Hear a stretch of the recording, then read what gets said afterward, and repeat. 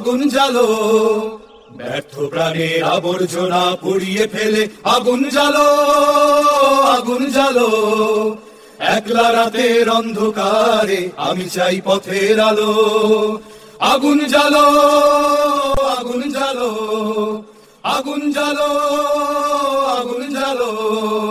দুন্দুভিতে হলো রে কারাঘাত শুরু, বুকের মধ্যে উঠলো বেজে গুরু গুরু গুরু গুরু।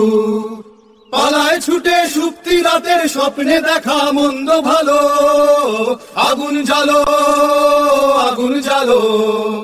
ব্যর্থ প্রাণের আবর্জনা পুড়িয়ে ফেলে আগুন জ্বালো, আগুন জ্বালো, আগুন জ্বালো, আগুন জ্বালো। I feel it, though I do not see it. It is this unseen power which makes itself felt and yet defies all proof, because... প্রীতি, প্রীতি এলি মা? প্রীতি? না না না না, তুই তো প্রীতি নয়, তুই তো কল্পনা। হ্যাঁ রে, হ্যাঁ রে, প্রীতি কোথায় রে? কোথায় রেখে এলি তাকে? তোরাই তো নিয়ে গিয়েছিলি, তোদের সাথেই তো ছিল। বিপ্লবী, বিপ্লবী, বিপ্লবী, বিপ্লবী এলো না, এলো না, এলো না রে। এই জানিস, জানিস আমার আমার এখনো মনে পড়ে এই কেমন ছোট ছোট পায়ে সারা বাড়িটা ঘুরে ঘুরে খেলে বেড়াচ্ছে। জানিস, জানিস আমি বাইরে থেকে এলে দৌড়ে এসে না আমার কোলে উঠে পড়তো। আমি তাকে কত আদর করতাম, কত আদর করতাম। ছোট ছোট হাতে আমার গলাটা জড়িয়ে ধরতো, জানিস? কি আনন্দ যে হতো, কি আনন্দ হতো রে। তারপর জানিস স্কুল থেকে ফেরার জন্য এই দেখ আমার এই কাঁধটা, আমার এই কাঁধটা না খুব পছন্দ ছিল। কত কথা, কত আবদার, এখনো নেই রে, এখনো নেই, হারিয়ে গেছে, হারিয়ে গেছে রে, হারিয়ে গেছে, কোথায় হারিয়ে গেছে। কিন্তু জানিস আমি এখনো ওই দরজার দিকে মুখ করে বসে থাকি, আমি এখনো দরজার দিকে মুখ করে বসে থাকি রে। জানিস এই যদি প্রীতি আসে, যদি আসে, কিন্তু কিন্তু ও আসে না, ও আসে না, তো ও তো আসে না। ওর মা বলে তোমার মেয়ে মরে গেছে, ও আর আসবে না, ও আসবে না। তবু আমি বসেই থাকি। কল্পনা, মারে মারে এনে দে না রে, মারে এনে দে, এনে দে না রে আমার মেয়েটাকে, আমার মেয়েটাকে দে না রে, আমার মেয়েটাকে এনে দে না রে, আমার মেয়েটাকে এনে দে, আমার মেয়েটাকে এনে দে তোরা। দৃশ্যটা অপরিচিত, তাই না? অবাক হবেন না, এটাই স্বাভাবিক। কি বুঝতে পারছেন না? তাহলে চলুন ফিরে যাওয়া যাক 1911 সালের 5ই মে, বর্তমান বাংলাদেশের চট্টগ্রামের ধলঘাট পটিয়া গ্রামের যোগবন্ধু ওয়াদেদারের বাড়িতে। রাত 12:30। তপ্ত বৈশাখের গরম হলকা দিনে বইলেও রাতে তখন নেমেছে অঝোরে বৃষ্টিধারা। হঠাৎ ভিতর থেকে ভেসে আসে একটি বাচ্চার কান্নার শব্দ। মিউনিসিপ্যাল অফিসের হেড কেরানি জগৎবন্ধু ওয়াদ্দেদার এবং মাতা প্রতিভা দেবীর দ্বিতীয় সন্তান প্রীতিলতা ওয়াদ্দেদার ওরফে রানী জন্ম নিল বঙ্গভঙ্গের প্রায় অন্তিম লগ্নে।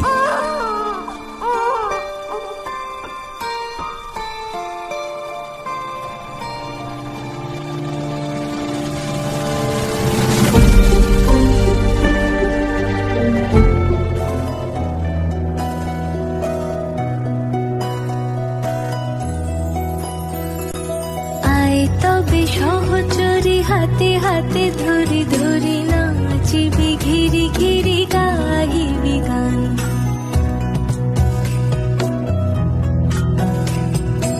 আয় তবে সহচরি হাতে হাতে ধরি ধরি নাচিবি, ঘিরি ঘিরি গাহিবি গান।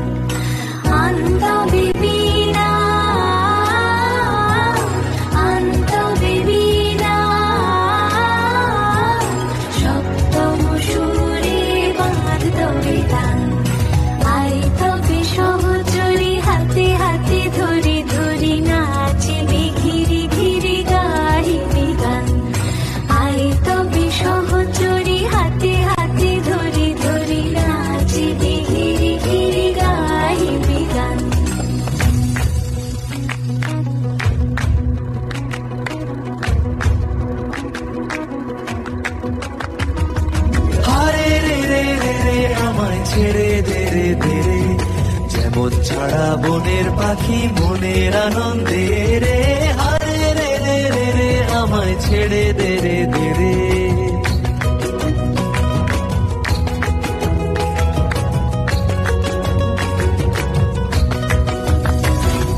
ঘন শ্রাবণ ধারা যেমন বাঁধন হারা, ঘন শ্রাবণ ধারা যেমন বাঁধন হারা, বাদল বাতাস যেমন ডাকাত আকাশ লুটে ফেরে, হারে রে রে রে রে আমায় ছেড়ে দে রে দে রে, যেমন ছাড়া বনের পাখি মনের আনন্দে রে, হারে রে রে রে রে আমায় ছেড়ে দে রে দে রে, যেমন ছাড়া বনের পাখি মনের আনন্দে রে, হারে রে রে রে রে আমায় ছেড়ে দে রে দে রে।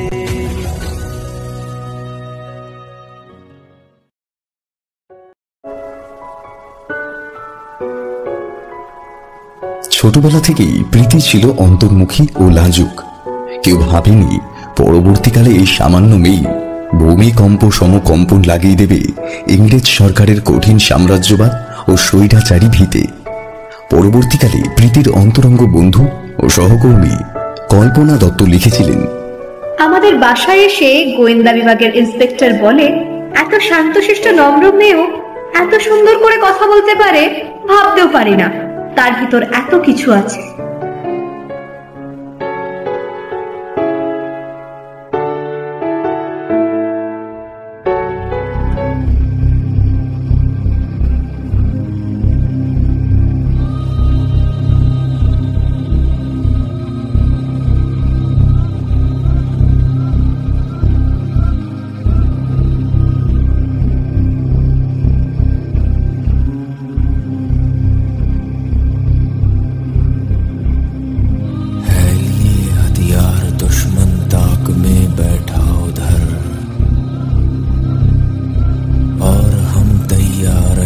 सीना लिए अपना इधर,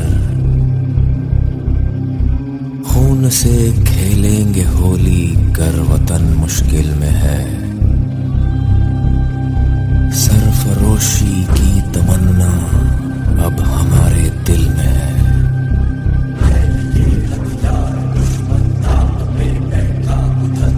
हाथ जिनमें हो जुनून कटते नहीं तलवार से, सर जो उठ जाते हैं वो झुकते नहीं अहंकार से। हाथ जिनमें हो जुनून कटते नहीं तलवार से, सर जो उठ जाते हैं वो झुकते नहीं ललकार से। और भड़केगा जो शोला सा हमारे दिल में, सरफरोशी की तमन्ना अब हमारे दिल में है। हम तो घर से निकले ही थे बात कर सर पे कफन, चाहते भी कर लिए लोग चले। 1923 সালের ডিসেম্বর মাস, মাস্টারদা সূর্য সেন ও তাঁর সঙ্গী সাথীরা প্রকাশ্য দিবালোকে চট্টগ্রামের টাইগার পাস মোড়ে সরকারি বেতনের পুরো টাকাটা ছিনতাই করে নেয়, যার অঙ্কটা ছিল 17,000 টাকা।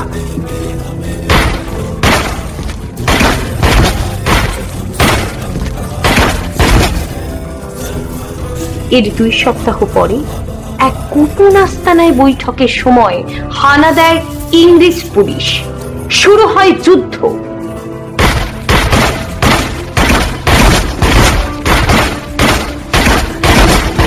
প্রবল যুদ্ধের পর 4 জন ইংরেজ সৈনিককে মৃত্যুর শীতল কোলে শুইয়ে গ্রেপ্তার হন সূর্য সেন ও অম্বিকা চক্রবর্তী। কিশোরী প্রীতিলতার মনে দেখা দেয় অনেক প্রশ্ন। ডক্টর খাস্তগীর উচ্চ বালিকা বিদ্যালয়ে শিক্ষা গ্রহণরত প্রীতিলতা ও কল্পনার গভীর সখ্যতা ছিল ওই বিদ্যালয়ের ইতিহাসের শিক্ষিকা উষাদির সাথে। একদিন, দিদি দিদি ওই লোকগুলো কারা?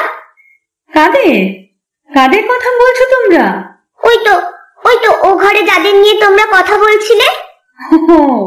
ওরাই তো দেশমাতার আসল সন্তান রে। ও, তার মানে আমরা কেউ নয়, ছেলেরাই সব পারে বুঝি। ছেলেরা যদি যুদ্ধের প্রকৃত রূপ হয়, মেয়েরা হচ্ছে সেই যুদ্ধের প্রকৃত শক্তি রে। মানে মেয়েরা কেমন করে শক্তি হবে? কেমন কেমন করে হবে? তাহলে তো তোদের একজনের কথা বলতে হয়। ঝাঁসির রানী লক্ষ্মীবাইয়ের নাম শুনেছিস? বারাণসীতে জন্মেছিল মণিকর্ণিকা নাম। ইংরেজ ভিত নড়িয়েছিল এই ভারত মাতার সন্তান। পারতেন তিনি অস্ত্র চালাতে, ছিল নারী বাহিনী, বুকে ছিল কতটা দেশপ্রেম, পারবি বুঝতে শুনলে এই কাহিনী।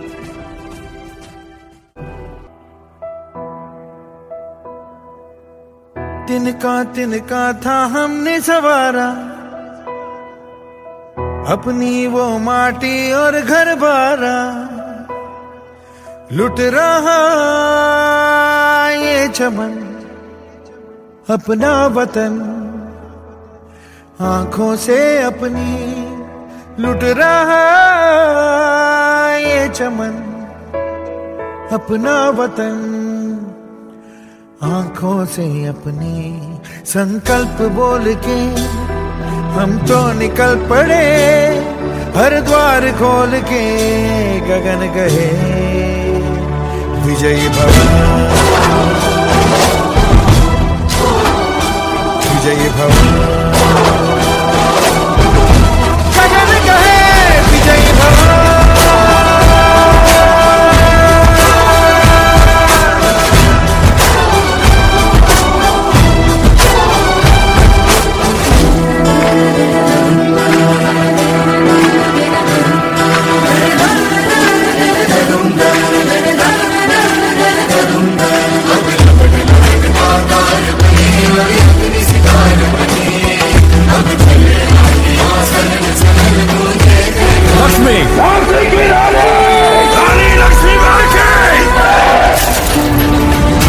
मैं लक्ष्मी बाई प्रतिज्ञा करती हूँ, जब तक मेरे शरीर में रक्त है मैं पूर्ण निष्ठा से झांसी की सेवा करूंगी।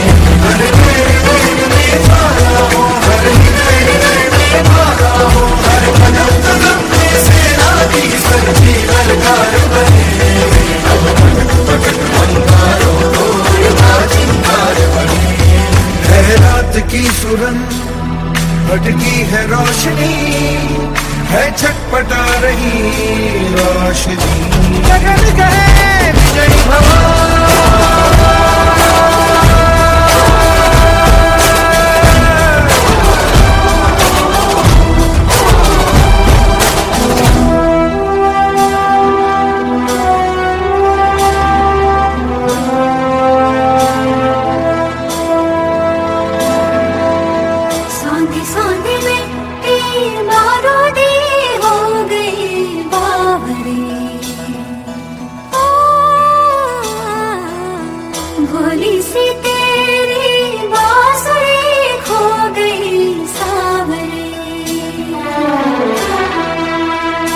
घायल है तेरा जल, तू नदी है राह बदल, पानी बुलबुला रहा है कल कल कल, तू निकल तू निकल। माटी ने तेरी आज पुकारा, धरती ये पूछे बारंबार, लुट रहा ये चमन तेरा वतन, आंखों से अपनी लुट रहा ये चमन तेरा वतन, आंखों से अपनी संकल्प बोल के हम तो निकल पड़े, हर द्वार खोल के गगन कहे विजय भव।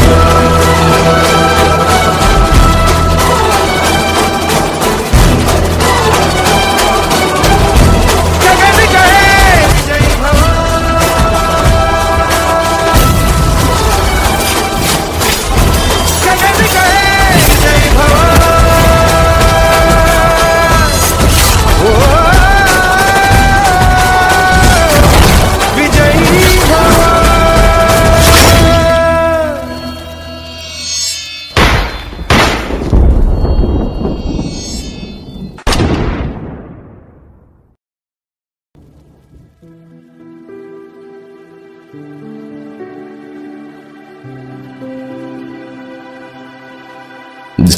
রানীর বীরত্বের লড়াই সেদিন প্রত্যক্ষ করেছিল সারা ভারতবর্ষ। এই যুদ্ধের বিবরণ দিতে গিয়ে ইংরেজ সেনাবাহিনীর প্রধান হিউজ রোজ লিখেছিলেন, সেরাইয়ের প্রান্তরে লড়েছিল সেদিন যে বিশাল সেনানী, একজনই ছিল কেবল অপ্রতিরোধ্য, সে হল ঝাঁসিওয়ালি রানী।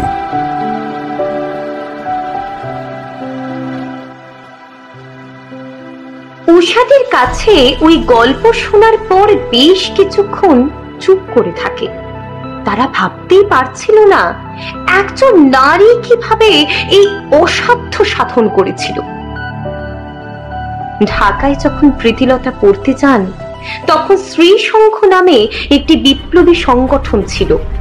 এই দলটি প্রকাশ্যে লাঠি খেলা, কুস্তি, দল বৈঠক, মুষ্টিযুদ্ধ শিক্ষা ইত্যাদির জন্য ঢাকার বিভিন্ন এলাকায় ক্লাব তৈরি করেছিল। ঢাকায় শ্রীসংঘের দীপালি সংঘ নামে একটি মহিলা শাখা ছিল। ইডেন কলেজের শিক্ষিকা নীলিমাদের মাধ্যমে লীলা রায়ের সাথে প্রীতিলতার পরিচয় হয়েছিল। তাদের অনুপ্রেরণায় দীপালি সংঘে যোগ দিয়ে প্রীতিলতা লাঠি খেলা, ছোড়া খেলা ইত্যাদি বিষয়ে প্রশিক্ষণ গ্রহণ শুরু করেন।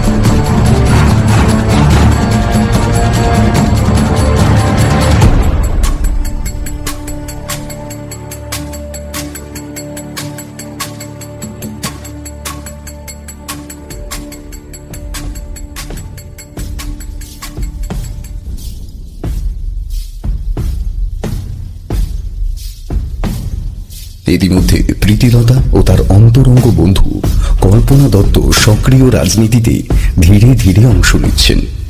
মিটিং মিছিলে যোগদান করছেন তারা। 1930 সালের 19 এপ্রিল আইএ পরীক্ষা দিয়ে ঢাকা থেকে চট্টগ্রাম ফিরে আসেন প্রীতিলতা। আগের দিন রাতেই চট্টগ্রামে বিপ্লবীদের দীর্ঘ পরিকল্পিত আক্রমণে ধ্বংস হয় পুলিশ লাইন, টেলিফোন অফিস এবং রেল লাইন। লুণ্ঠিত হয় চট্টগ্রামে অবস্থিত দুটি অস্ত্রাগার।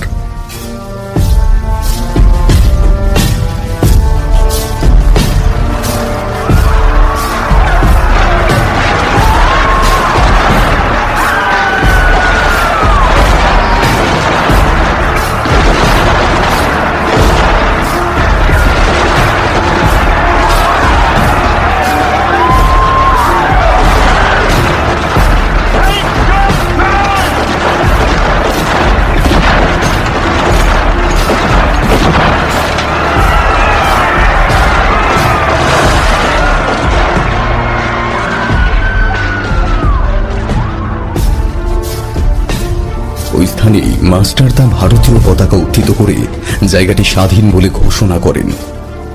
ইতিহাসে এটি চট্টগ্রাম যুব বিদ্রোহ নামে পরিচয় লাভ করে। চট্টগ্রামের মাটিতে বিপ্লবী দলের এই উত্থান সমগ্র বাংলার ছাত্র সমাজকে উদ্দীপ্ত করে। প্রীতিলতা যখন এই ঘটনাটি শুনে তার মন তখন মাস্টারদার প্রতি গভীর শ্রদ্ধায় ভরে যায়।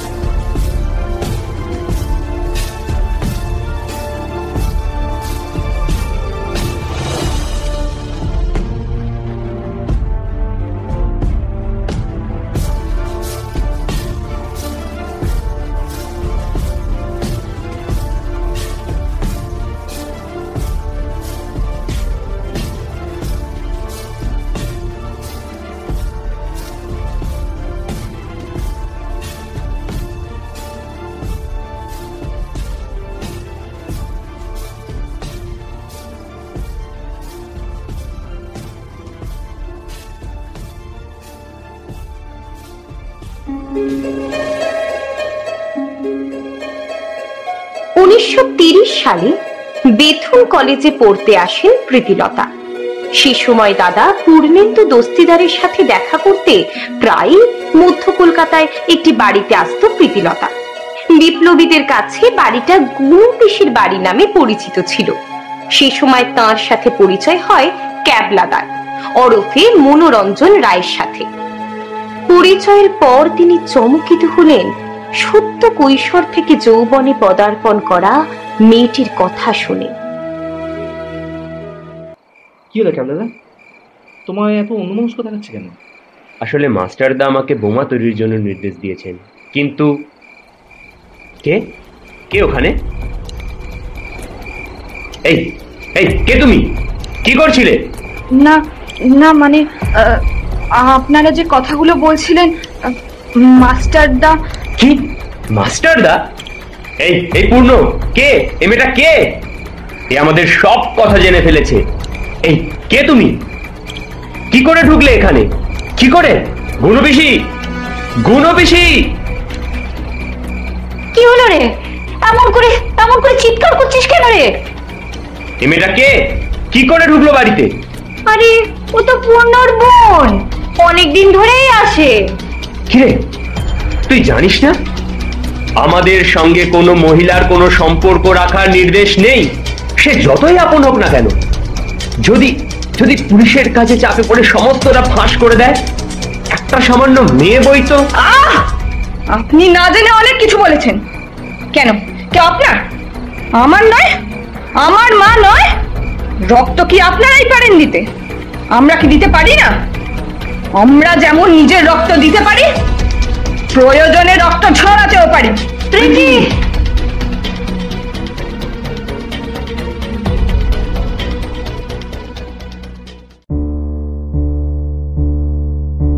প্রীতিলতার সেদিনের কথাগুলো নাড়া দিয়েছিল প্রেসিডেন্সির কেমিস্ট মনোরঞ্জন রায়কে। বুঝে গিয়েছিলেন এই মেয়ে হাসতে হাসতে মৃত্যুকেও বরণ করে নিতে পারে অনায়াসে। মাস্টারদার কাছে বোমা পৌঁছতে গিয়ে একথা বলেছিলেন মনোরঞ্জন রায় ওরফে ক্যাবলাদা।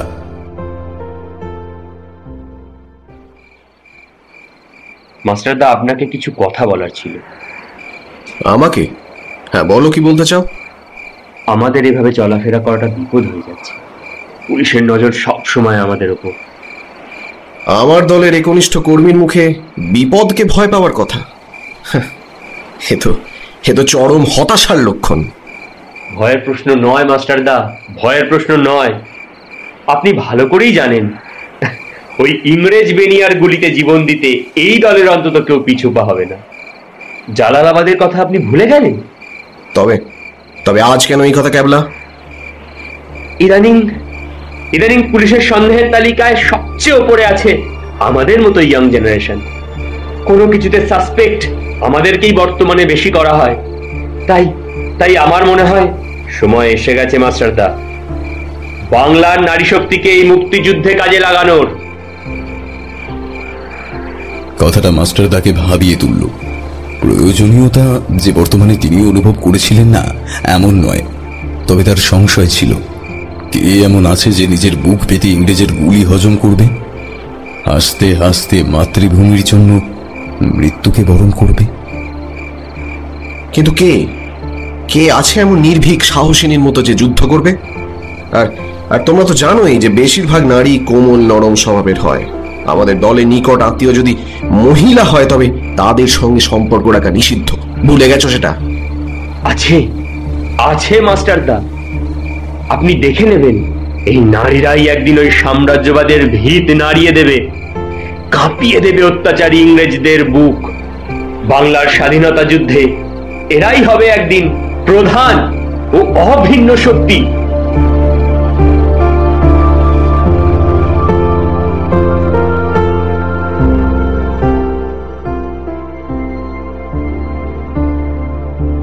মাস্টারদার অনুমতিতে এইবার নারীদেরও এই যুদ্ধে যুক্ত করা হয়। আরো দৃঢ় ও মজবুত হয় যুদ্ধের হাতগুলো। ইতিমধ্যে ঘটে যায় এক বড় অঘটন, যা প্রীতিলতার জীবনকে একটা নতুন মোড়ে ঘুরিয়ে দেয়।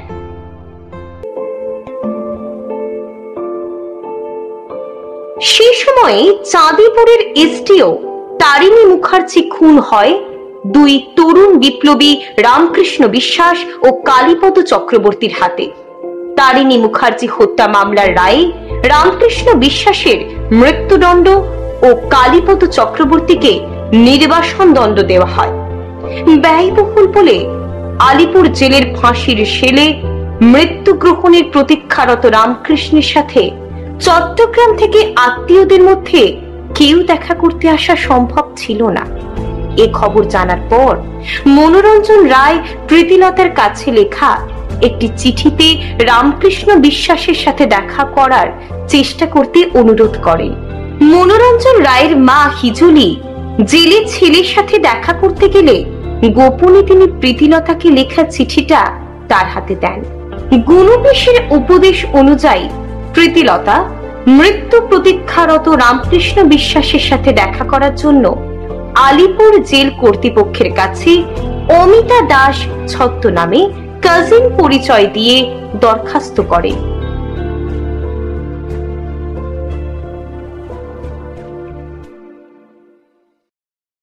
রামকৃষ্ণদা। প্রীতি, তুমি এসেছো? আমি সত্যি ভাবতে পারিনি।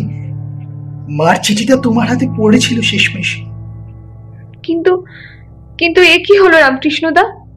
শত্রু তো বেঁচে রইল, আর তোমরা ধরা পড়ে গেলে। হতাশ হচ্ছ কেন? মৃত্যু তো একদিন আসতই, না হয় একটু আগে এলো।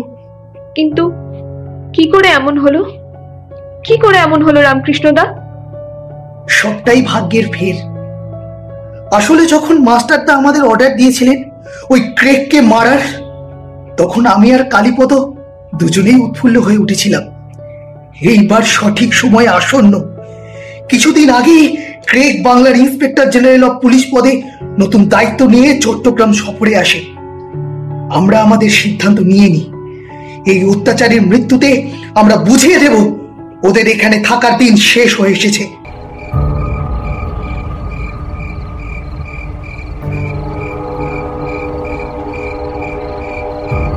ডিসেম্বর ক্রেক চাঁদপুরের রেল স্টেশনে নামে।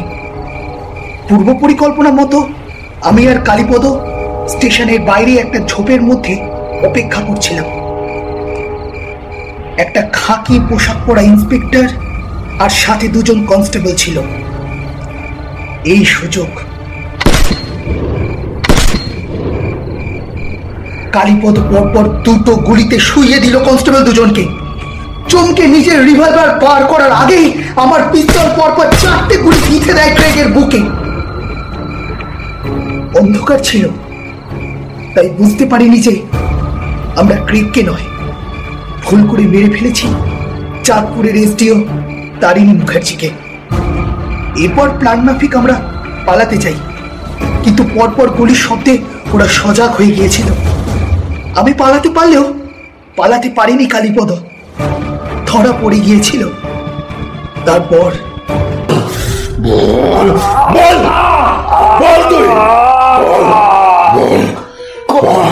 কতবার বলবো আমি জানি না, জানি না, জানি না। আমি জানি কি করে কি করে তোদের মতো বিপ্লবীদের মুখ থেকে কথা বার করতে হয়, বুঝলি?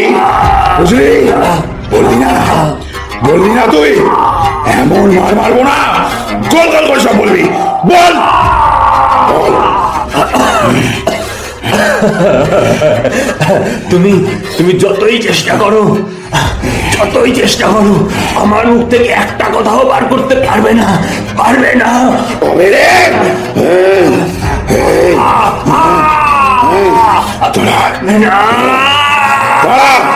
দেখ, তবে দেখ কেমন লাগছে, কেমন লাগছে এবার? বল বল বল আগে বল, কে ছিল বল বল বল বল বল বল বল।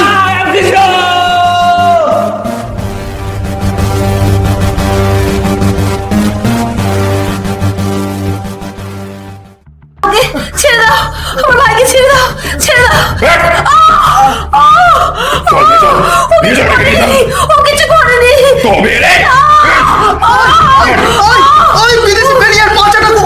ভালো চাস তো ছেড়ে দে, ছেড়ে দে ওকে। ও আচ্ছা, ওকে মেরেছি বলে এত কষ্ট, তাই না রে? তবে রে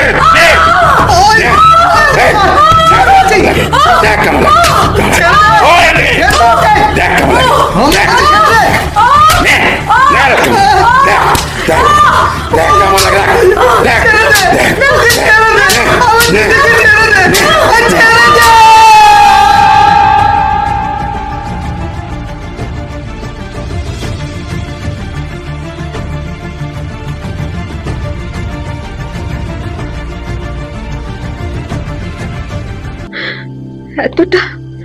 এতটা নিষ্ঠুর ওরা কি করে হতে পারে রামকৃষ্ণদা? কি করে পারে? দিদিটাকে বাঁচাতে পারিনি আমার নিঃসহায় মা, মরে গেল। আমি ক্রেগের বদলে অন্য একজনকে মেরেছি, কিন্তু আমি তাতে এতটুকু অনুতপ্ত নই। কোনো রিগ্রেটস নেই আমার। সব পুলিশের মুখই একই রকম। আমার মৃত্যু হচ্ছে, তাতে কি হয়েছে? আমি যথাযোগ্য শাস্তি দিতে পেরেছি অত্যাচারীকে। বাকিটা রইল তোমার জন্য, তোমাদের জন্য। ইংরেজ বুঝুক, আর নয়, আর অত্যাচার নয়। ভারত মাতার সন্তানরা যেমন ক্ষুধার্তের মুখে খাবার তুলে তাকে অতিথি করে শিয়নে স্থান দিতে পারে, তেমনি অত্যাচারী রাতের ঘুম কেড়ে নিয়ে দিতে পারে এক দুঃস্বপ্নের রাত। নিজের বুকের রক্তও যেমন ঝরাতে পারে, তেমন কেড়ে নিতে পারে শত্রুর প্রাণও। বন্দে মাতরম।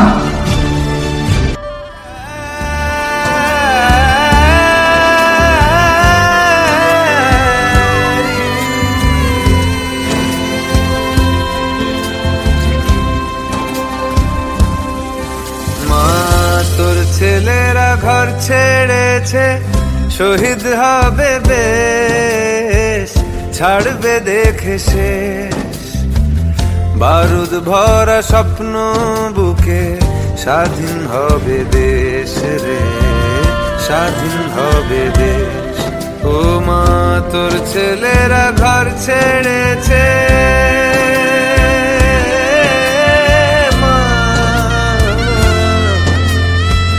তোর ছেলেরা ঘর ছেড়েছে, শহীদ হবে বেশ, ছাড়বে দেখে শেষ।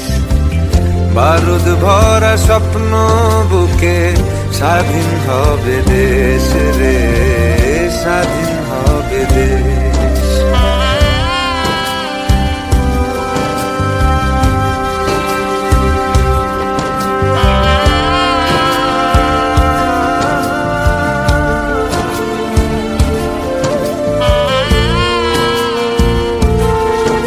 দেশের মাটি দেখবে আকাশ, শিকল যাবে ছিঁড়ে। দেশের মানুষ স্বাধীন হবে ইনকলাবের ভিড়ে রে, ইনকলাবের ভিড়ে। লক্ষ্য শুধুই স্বাধীন ভারত, আলোর মিছিল ভাঙবে গারদ।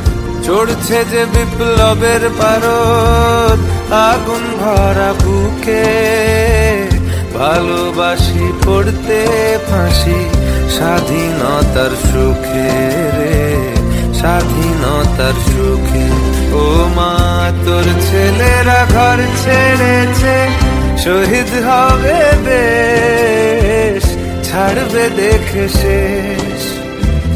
বারুদ ভরা স্বপ্ন বুকে, স্বাধীন হবে দেশ রে, স্বাধীন হবে দেশ।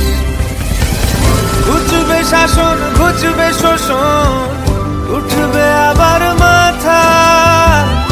ইতিহাসের জন্মভূমি আন্দোলনে গাঁথা। দেশ জুড়ে মোর রক্তে লেখা বীর শহীদের নাম। ভুবন জোড়া জয়ধ্বনি বন্দে মাতরম। ভুবন জোড়া জয়ধ্বনি বন্দে মাতরম। ভুবন জোড়া জয়ধ্বনি বন্দে মাতরম।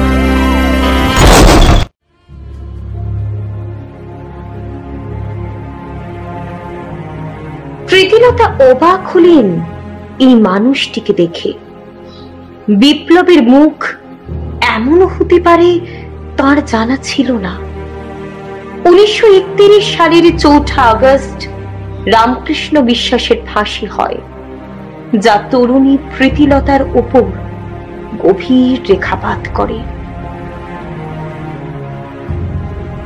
প্রীতিলতা এরপর গ্রামে ফিরে এসে গ্রামের একটি স্কুলে প্রধান শিক্ষিকা হয়ে দিন যাপন করতে থাকেন। তবে তার মন থেকে বিপ্লবী হওয়ার বাসনা স্তীমিত হয়নি। একদিন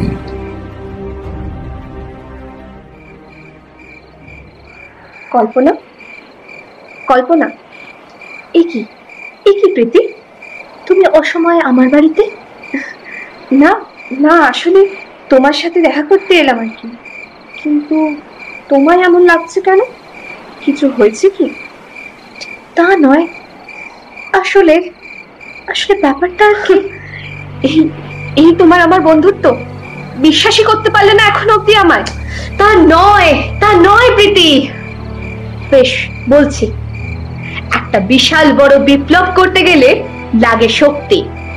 শক্তি এই দেশের ছেলেদের 2 হাতে যথেষ্ট থাকলেও ইংরেজদের ওই অস্ত্রের সাথে খালি হাতে লড়াটা মূর্খামি। তাই অস্ত্রের জন্য লাগবে অর্থ। কিন্তু এখন অনেক বিপ্লবী জেলে ডাকাতি করে যে কিছু, এটা নাও।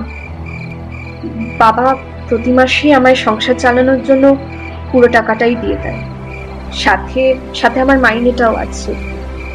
জানি না এ টাকা তোমাদের কতটা কাজে লাগবে। তাও এ হয় না প্রীতি, এ হয় না। তোমাদের সারা মাসটা চলবে কি করে? না না না না, আমি এই টাকা নিতে পারবো না। কি মনে করো তোমরা নিজেদের? আচ্ছা, বিপ্লব শুধু তোমরাই করতে পারো, তোমরাই শুধু দেশকে ভালোবাসতে পারো, আর আমি পারি না? এদেশ আমার নয়, তাই না? আচ্ছা কল্পনা, তোমরা কি আমাকে প্রমাণ করতেও দেবে না যে আমি দলের একনিষ্ঠ কর্মী হতে পারি?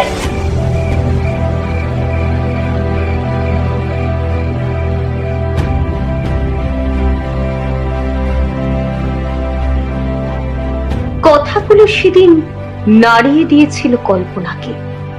সত্যি এতটা ভালোবাসা থাকতে পারে একটা মেয়ের মধ্যে?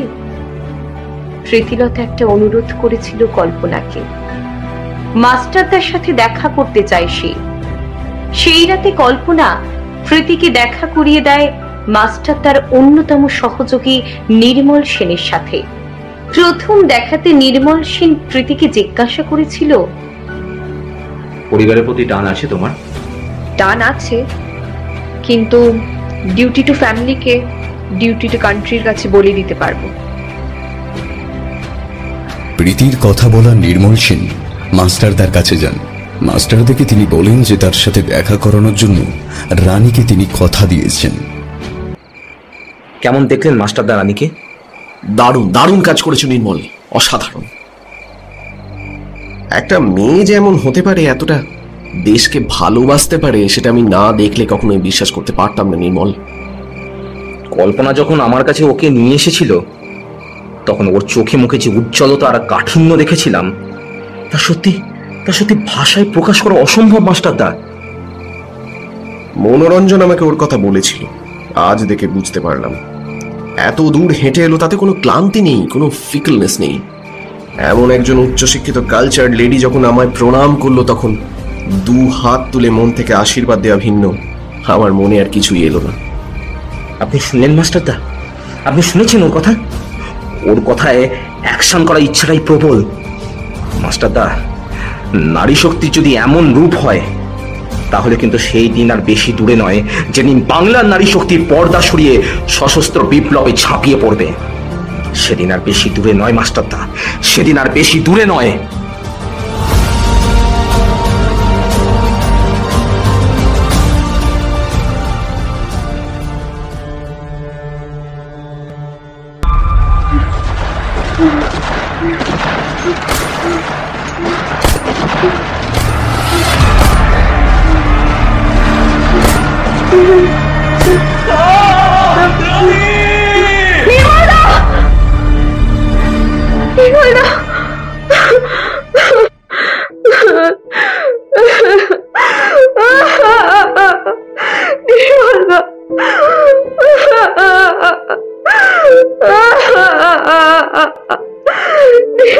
আমি তোমায় বাঁচাতে পারলাম না।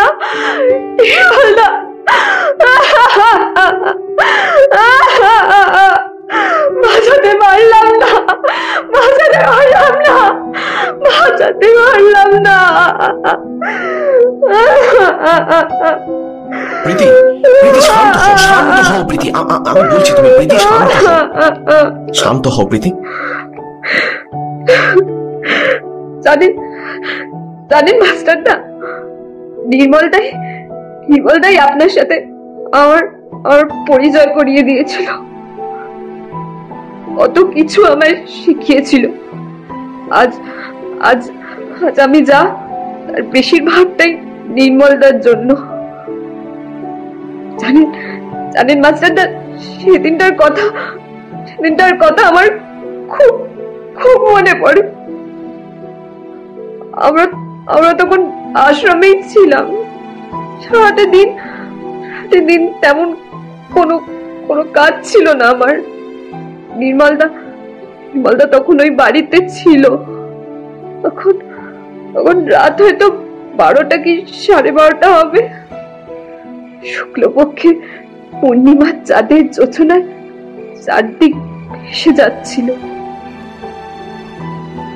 বাড়ির কাছে যে উঁচু টিলাটা ছিল, তার উপরে বসে আমি বাঁশি বাজাচ্ছিলাম।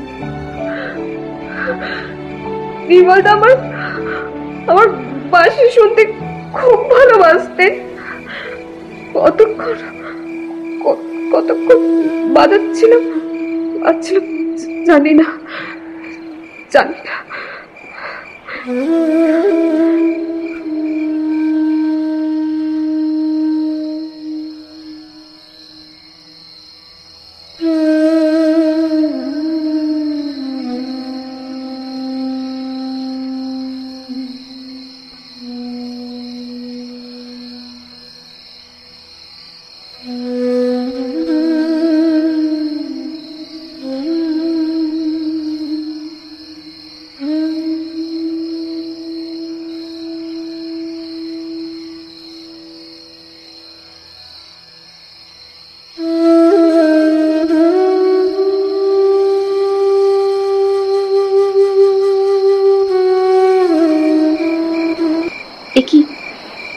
নির্মলদা, তুমি কতক্ষণ?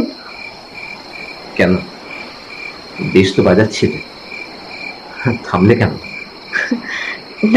না মানে জানো প্রীতি,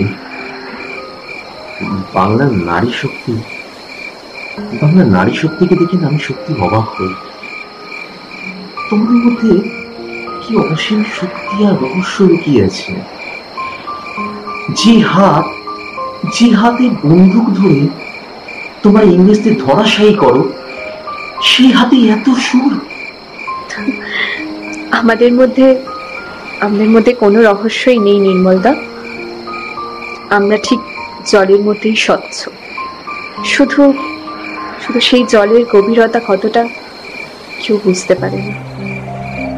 আচ্ছা আচ্ছা নির্মলদা, তুমি কি আজও বুঝতে পারোনি আমার মন কি চায়? প্রীতি, আমাদের যে কোনো পিছুটান থাকতে নেই প্রীতি। আমাদের মন প্রাণ এমনকি শরীরে থাকা প্রতিটি রক্তবিন্দু এই মাতৃভূমির প্রতি উৎসর্গ, এই মাতৃভূমির প্রতি উৎসর্গ। তাতে তাতে হৃদয় রক্তাক্ত হলেও তোমাদের সত্যি কিছু যায় আসে না। সেগুলো অযাচিত বিলাসিতা লাগে, তাই না? তোমাদের কাছে অযাচিত বিলাসিতা লাগে। রানী, রানী, এই নামটা ধরে শুধুমাত্র আমি তোমাকে ডাকি, আমি শুধু তোমাকে ডাকি। দেখো দেখো, আজকে রাতটা তুমি দেখেছো? দেখো, এই রাতে এমন অনেকেই আছে যারাই আমাদের একান্ত সময়ের সাক্ষী। মানুষের মাঝে ঘোষণার কি দরকার আছে বলতে পারো? ওপরে যিনি ঈশ্বর আছে, তিনি যদি চান একদিন সবাই জানতে পারে। বেশ তো বাজাচ্ছিলে বাঁশিটা, আবার একবার বাজাও না, একবার বাজাও।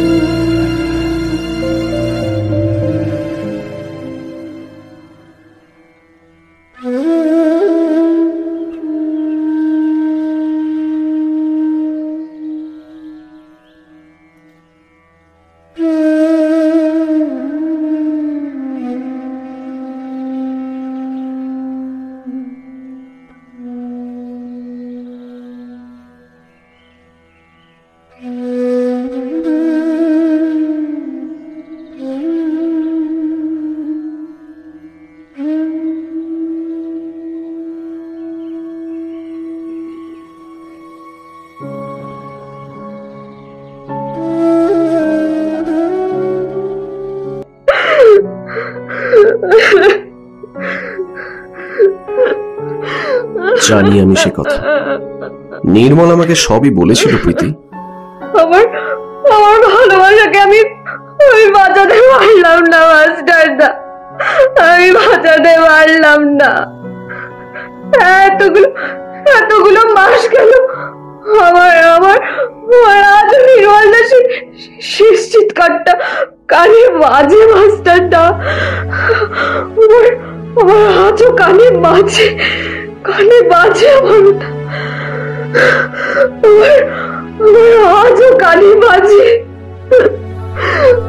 প্রীতি, কি হচ্ছে কি এটা? প্রীতি, কেঁদো না, শান্ত হও। Priti, don't forget you are a freedom fighter. সারা বাংলার মানুষ যখন চোখের জল ফেলছে তখন তোমার এইভাবে বিলাপ করা সাজায় না প্রীতি। এই কান্না মূল্যহীন। কাম অন প্রীতি, ওঠো ওঠো। দেশের মানুষের কষ্টের কাছে তোমার এই কান্না কিছুই নয় প্রীতি। শান্ত হও, নির্মলের জন্য অন্তত শান্ত হও। ভুলে যেও না, ওই নির্মল ইংরেজদের সাথে যুদ্ধ করতে গিয়ে মারা গেছে। সে নিজের জীবনটা পর্যন্ত দিয়েছে ওই ইংরেজদের গুলিতে, আর তুমি কিনা সেই জন্য বিলাপ করছো। এভাবে মানায় না তোমাকে প্রীতি। সেই জন্য তো আমি আজও বেঁচে আছি। মাস্টারদা মেয়েরা মায়ের জাত। যেমন দুঃখ হলে চোখের জল ফেলে, তেমন সেই চোখের জলের যে কারণ, তার বুকের হৃৎপিণ্ডটা উপড়ে নিতে পারে।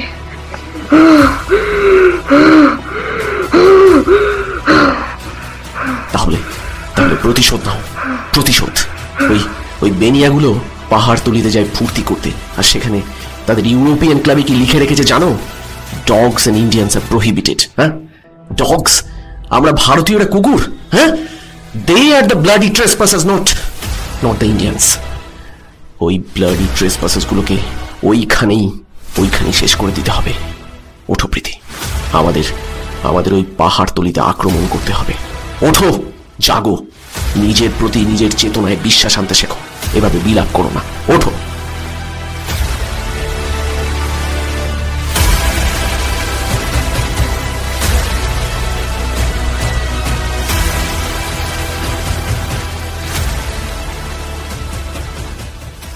প্রীতিলতার বুকে ধিকি ধিকি চলতে থাকা অঙ্গারকে দাবানলে পরিণত করে।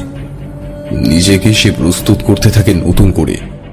চট্টগ্রাম শহরের উত্তর দিকে পাহাড়তলী স্টেশনের কাছে এই ক্লাব ছিল ব্রিটিশদের প্রমোদ কেন্দ্র। পাহাড় ঘেরা এই ক্লাবের চতুর্দিকে প্রহরীদের অবস্থান ছিল। একমাত্র শ্বেতাঙ্গরা ব্যতীত এবং ক্লাবের কর্মচারী, বয়বেয়ারা, দারোয়ান ছাড়া এদেশীয় কেউ ওই ক্লাবের ধারে কাছে যেতে পারত না। ক্লাবের সামনের সাইনবোর্ডে লেখা ছিল ডগ অ্যান্ড ইন্ডিয়ান প্রহিবিটেড। সন্ধ্যা হতেই ইংরেজরা এই ক্লাবে এসে মদ খেয়ে নাচ গান এবং আনন্দ উল্লাস করত। 1930 সালের 18 এপ্রিল চট্টগ্রাম যুব বিদ্রোহের অন্যতম পরিকল্পনা ছিল পাহাড়তলী ইউরোপিয়ান ক্লাব আক্রমণ, কিন্তু গুড ফ্রাইডের কারণে সেদিনের ওই পরিকল্পনা সফল করা যায়নি। আত্মগোপনকারী বিপ্লবীরা ইউরোপীয় ক্লাব আক্রমণের জন্য নূতনভাবে পরিকল্পনা শুরু করে। চট্টগ্রাম শহরের কাছে দক্ষিণ কাট্টলি গ্রামে ওই ক্লাবেরই একজন বেয়ারা যোগেশ মজুমদারের বাড়িতে বিপ্লবীরা আশ্রয় পেলেন। থুমবার আক্রমণের চেষ্টা করা হলেও গুড ফ্রাইডের জন্য তা সম্ভবপর হয়নি। ফের মাস্টারদা 1932 সেপ্টেম্বর মাসে ক্লাবে হামলা করার সিদ্ধান্ত নিলেন।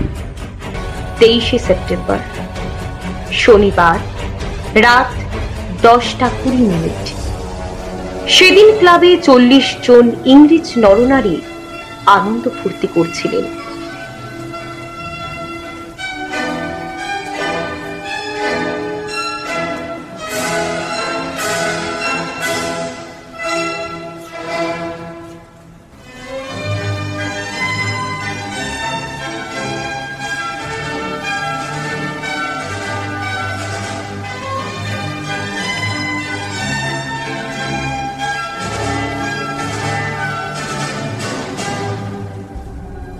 নিজ কর্ম আগে থেকেই ঠিক করে রেখেছিল প্রীতিলতা।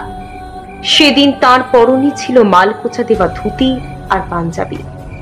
চুল ঢাকা দেওয়ার জন্য মাথায় সাদা পাগড়ি। প্রকৃতির আশ্রয়দাতা যোগেশ মজুমদার ওরফে জয়দ্রুত ক্লাবের ভিতর থেকে রাত আনুমানিক 10:45 দিকে আক্রমণের নিশানা দেখানোর পরেই শুরু হয় ক্লাব আক্রমণ।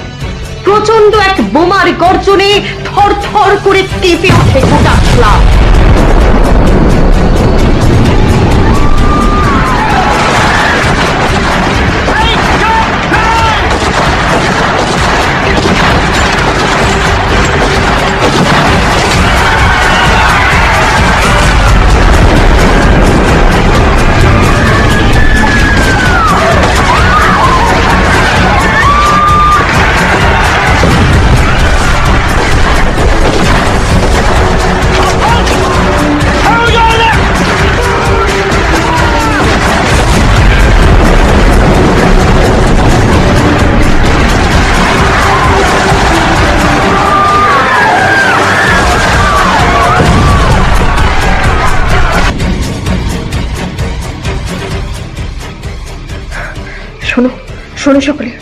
শোনো সকলে, আমাদের মিশন সাকসেসফুল।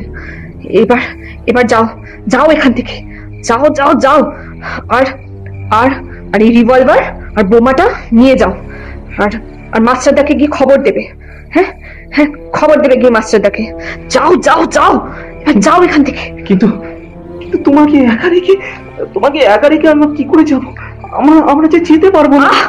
অবুঝ হয় না, আমি প্রতিজ্ঞাবদ্ধ আমি। যাও এবার।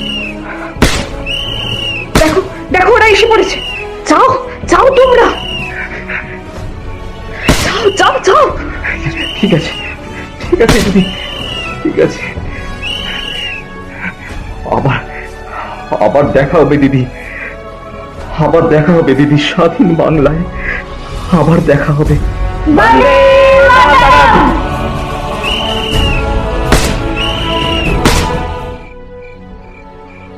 ক্ষমা করো মা, ক্ষমা করো, তোমার এই সন্তানকে ক্ষমা করো। পুলিশের হাতে ধরা পড়াচ্ছে, বিষ খেয়ে মরা অনেক ভালো, অনেক ভালো। আর আমি আত্মবিসর্জনের জন্য প্রতিজ্ঞাবদ্ধ। তবে মা গো আবার যেন তোমার কোলেই জন্ম নিতে পারি। সেদিন তুমি আর পরাধীন থাকবে না। বন্দে মাতরম।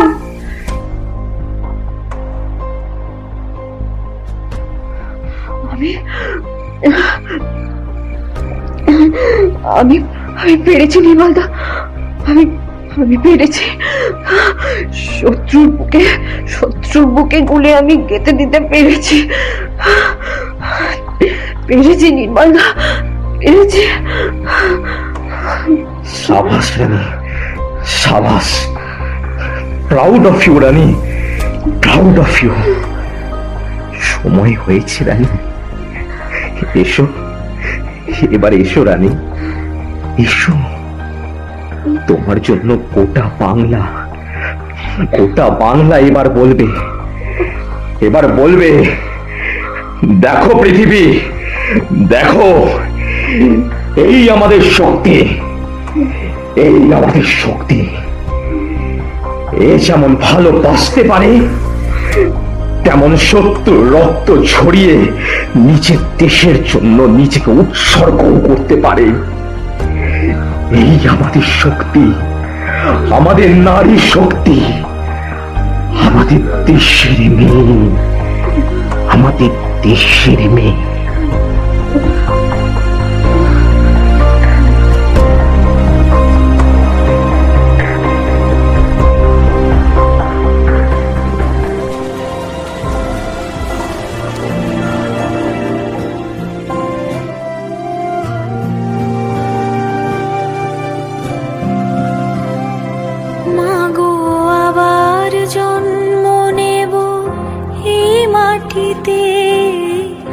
আবার মাখবো ধুলো মাটিতে, এবারের মতো বিদায়। মাগো আবার জন্ম নেব এই মাটিতে, আবার মাখবো ধুলো মাটিতে, এবারের মতো বিদায়। শান্তির ঘুম শীতল পাটিতে, আবার কোনো বিপ্লবীদের ঘাটিতে, এবারের মতো বিদায়, এবারের মতো বিদায়। ভোরের সোনালি আলো, স্বপ্ন কুয়াশা ভেজা, শিশিরের স্পর্শে আবার আসবো ফিরে নতুন জন্ম নিয়ে এই ভারত বর্ষে, আবার আসবো ফিরে নতুন জন্ম নিয়ে এই ভারত বর্ষে।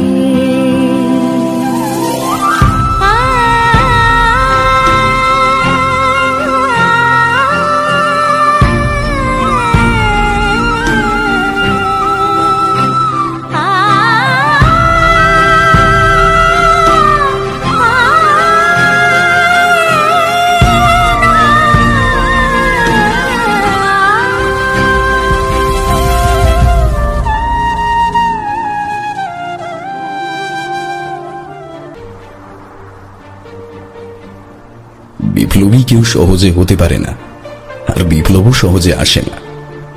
অজস্র মানুষ যখন জর্জরিত হয় অত্যাচারে, লাঞ্ছিত নিপীড়িত হয় অত্যাচারীর হাতে, তখনই আসে বিপ্লব। ছোট থেকে একটা লাজুক বাচ্চা মেয়ের চোখের সামনে প্রতিনিয়ত খেটে খাওয়া গরিব অসহায় মানুষগুলো যখন রক্তাক্ত হয় অত্যাচারীর চাবুকে, যখন মায়ের মতো মেয়েদের সম্মান লুণ্ঠিত হয় বিদেশি বেনিয়াদের হাতে, তখন একদিন তো সেই মেয়েটা বাবার হাত ছাড়িয়ে ধনুকের ছিলার মতো ছিটকে উঠে অস্ত্র ধরবে, এক টানে ছিন্ন করবে সেই অত্যাচারীর শ্বাসনালী। চলার পথে অজস্র মানুষ প্রতিনিয়ত লক্ষ্যভ্রষ্ট করতে চায় তাকে, বুনে দিতে চায় অবিশ্বাসের জাল। কিন্তু একজন থাকে যে সব সময় সেই মেয়েটিকে সঠিক দিশা দেখায়, অবিচল রাখে লক্ষ্যে। প্রীতি, ধরো এই তোমার অস্ত্র। এবারে প্রতিশোধ নাও দেশমাতৃকার আহ্বানে।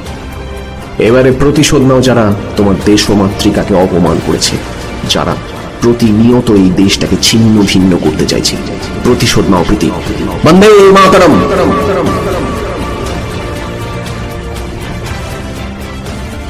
আমরা কুর্নিশ করি সেই নারী শক্তিকে যারা অসম যুদ্ধে অকুত ভয় থেকেছে প্রতি মুহূর্তে।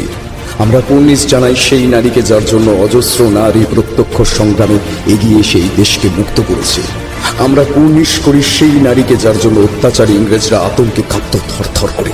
আমরা কুর্নিশ করি সেই বাংলার মেয়েকে যার রক্তের দামে আমরা আজ স্বাধীন। আমরা কুর্নিশ করি সেই স্ফুলিঙ্গকে যে দাবানল হয়ে আজ থেকে 90 বছর আগে ছড়িয়ে পড়েছিল সমগ্র বাংলায়। প্রীতিলতা ওয়াদ্দেদার এক প্রজ্বলিত বন্যী শিখা।